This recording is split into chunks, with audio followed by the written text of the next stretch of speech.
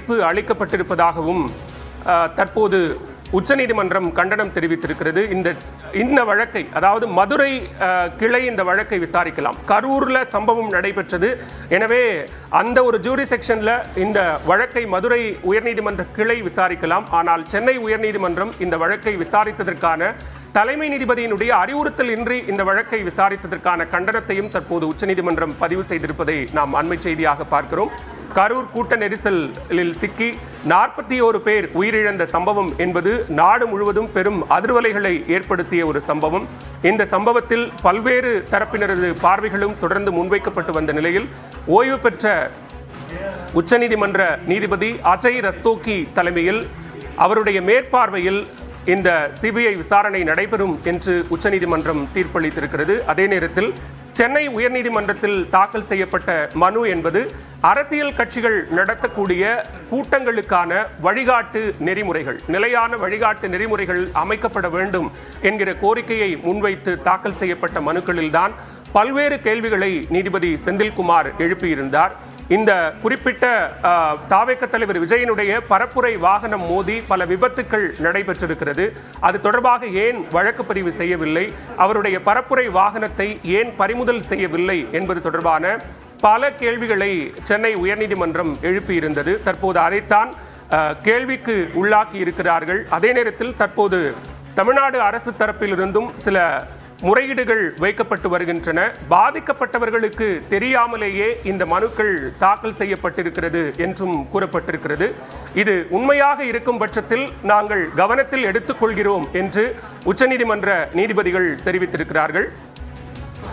செல்வராஜ் மற்றும் ஷர்மிளா ஆகிய இருவரும் தற்போது காணொலி வாயிலாக ஆஜராகி இருக்கக்கூடிய நிலையில் அவர்களுக்கு தெரியாமலேயே இந்த மனு தாக்கல் செய்யப்பட்டது என்பதை நீதிபதி முன்பு முறையீடு செய்யப்பட்ட நிலையில் இது உண்மையாக இருக்கும் பட்சத்தில் நாங்கள் கவனத்தில் எடுத்துக் கொள்கிறோம் என்று தற்போது உச்சநீதிமன்ற நீதிபதிகள் தெரிவித்திருக்கிறார்கள். அதே நேரத்தில் தமிழ்நாடு அரசு தரப்பிலும் இந்த முறையீடு முன்வைக்கப்பட்டிருக்கிறது.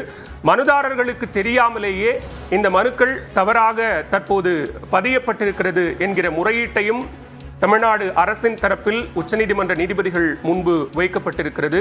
இந்த சூழலில்தான் தற்போது முக்கியமான உத்தரவை உச்சநீதிமன்ற நீதிபதிகள் ஜே.கே. மகேஸ்வரி மற்றும் என்.வி. அஞ்சாரியா அமர்வு பிறப்பித்திருக்கிறது. கரூர் கூட்ட நெரிசலில் 41 பேர் உயிரிழந்த விவகாரத்தில் உச்சநீதிமன்ற ஓய்வு பெற்ற நீதிபதி அஜய் ரஸ்தோகியினுடைய மேற்பார்வையில் சிபிஐ விசாரணை நடைபெறும் என்றும் அஜய் ரஸ்தோகி தலைமையில் 3 பேர் கொண்ட ஆணையமும் அமைக்கப்பட்டிருக்கிறது.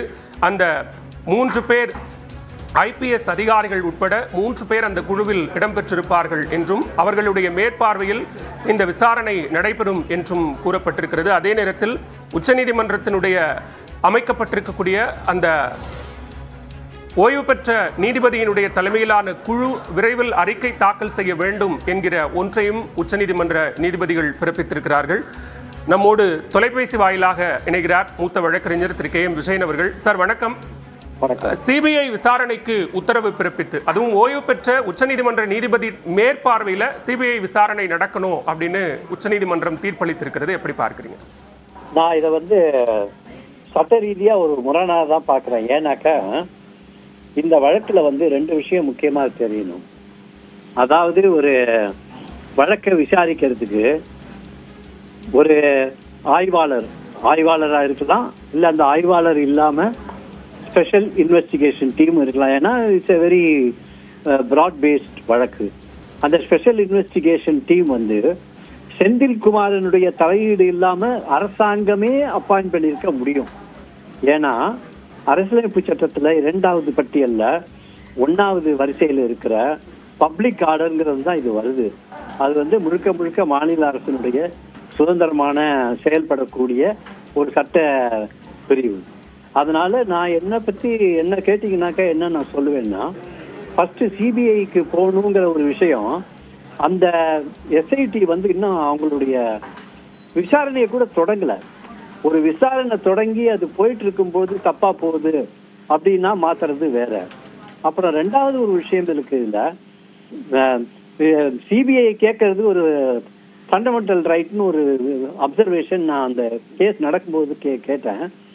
It's not a fundamental right at all, it's only an equitable right. எந்த ஃபண்டமெண்டல் ரைட்ல சிபிஐ அமைக்கிறது ரைட்டுன்னு வருது? எங்கேயுமே கிடையாது. அதனால என்ன பொறுத்த வரைக்கும் இந்த உச்ச நீதிமன்றத்தினுடைய மேற்பார்வையில் நடக்குதா நடக்கலையாங்கிறது ரெண்டாவது பட்சம். இதுக்கு இவ்வளவு பெரிய பீடிகை வேணுமா அப்படிங்கிறது என்னுடைய ரெண்டாவது கருத்து. மூணாவது கருத்து என்னன்னா, அருணா ஜெகதீசனுடைய கமிஷனே இதுக்கு அவசியமும் இல்லை. ஏன்னா ஒரு கமிஷன் ஒரு பக்கமும் எஸ்ஐடி ஒரு பக்கமும் பண்ண வேண்டிய அவசியம் இல்லை.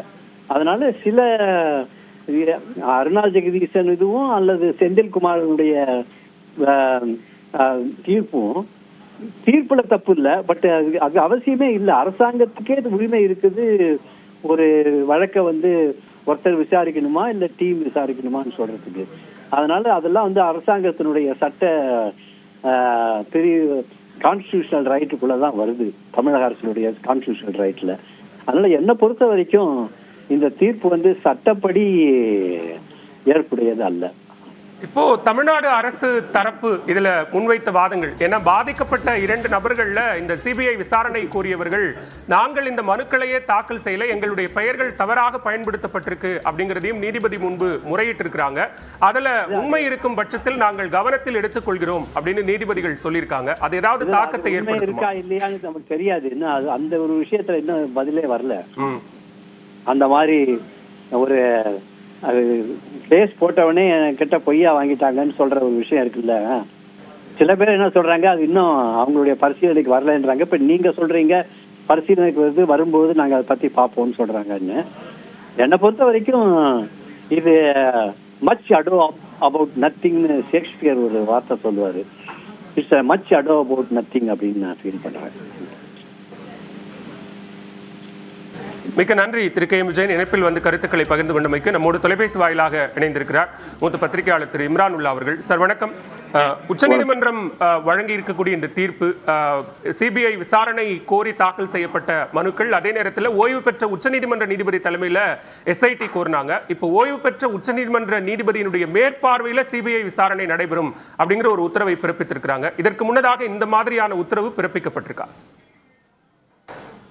இதற்கு முன்னதாக பட் இதுவே பாத்தீங்கன்னா இப்போ தனி நீதிபதி செய்தது தவறு, சென்னை உயர் நீதிமன்ற தனி நீதிபதி செய்தது தவறுன்னு சொல்லிட்டு நிறைய கிரிட்டிசைஸ் பண்ணி எழுதியிருக்கோம்னு நீதிபதிகள் சொல்றாங்க, உச்ச நீதிபதிகள். அதுக்கப்புறம் 2 செட் ஆஃப் பெட்டிஷன்ஸ் இருக்கு. ஒன்னு தாவேகா சார்பில் உச்ச நீதிமன்ற ஓய்வு பெற்ற நீதிபதி மானிட்டர் பண்ணி இன்வெஸ்டிகேஷன் வேணும்னு கேக்குறாங்க. இன்னொன்னு இண்டிவிஜுவலா சிபிஐ வேணும்னு சொல்லிட்டு ஒரு பேட்ச் ஆஃப் பெட்டிஷன்ஸ். இப்போ சுப்ரீம் கோர்ட் ரெண்டுத்தையுமே அலோவ் பண்ணிட்டாங்க. ரெண்டுத்துலயும் இருக்கிற மெயின் ப்ரேயரை கிராண்ட் பண்ணிட்டாங்க. ஆனா இதை இன்ட்ரீம் ஆர்டர்னு சொல்றாங்க. அதுதான் எனக்கு ஒன்றும் புரியல. ஃபைனல் ரிலீஃப் கொடுக்க வேண்டியது இன்ட்ரீம் ஆர்டர்ல கொடுத்தாச்சுன்னா அதுக்கப்புறம் கேஸை பெண்டிங் வச்சு என்ன பண்ண போறாங்கன்னு தெரியல. ஸோ இது முழுமையான உச்சநீதிமன்ற உத்தரவு வந்த பிறகு, அது படித்த பிறகுதான் ஒரு கிளாரிட்டி கிடைக்கும். ரெண்டாவது, தனி நீதிபதி நிறைய தவறு பண்ணியிருக்காரு. இது மதுரை பெஞ்சில் கரூர் மாவட்டம் வரும், எப்படி சென்னையில எடுத்தாங்க, எப்படி இதை ரெட் பெட்டிஷன் கிரிமினல் பிராக்கெட்ல கிரிமினல் ஒரு புது நாமன்கிளேச்சர் கிரியேட் பண்ணியிருக்காங்க மெட்ராஸ் ஹைகோர்ட்ல. ஸோ இது WP கிரிமினல் அப்படிங்கிற நம்பர்ல தான் திரு செந்தில்குமார் முன்பு விசாரணைக்கு வந்தது. ஸோ அது எப்படி வந்ததுன்னு சொல்லி நாங்கள் சென்னை உயர் நீதிமன்றத்துல விளக்கம் கேட்டிருக்கோம். பதிவாளர் ஜெனரல், ரெஜிஸ்ட்ரார் ஜெனரலுக்கு ஆர்டர் போட்டிருக்கோம், எக்ஸ்பிளைன் பண்ணுங்க. அதாவது அந்த பெட்டிஷனர் PH தினேஷ்ங்கிறவர் கேட்டது SOP ஃபார்ம் பண்ணணும், ஸ்டாண்டர்ட் ஆப்ரேட்டிங் ப்ரொசீஜர்ஸ், இந்த மாதிரி அரசியல் கூட்டங்களுக்கு பொதுக்கூட்டங்களுக்காக வேண்டின்னு போட்டது. அது ரிட் பெட்டிஷனா தானே வரணும், எப்படி கிரிமினல் சைட்ல போச்சு அப்படின்னு சொல்லிட்டு ஒரு குவெஸ்டன் எல்லாம் கேட்டு இப்போ விளக்கம் எல்லாம் கேட்டிருக்கோம். ஸோ நாங்க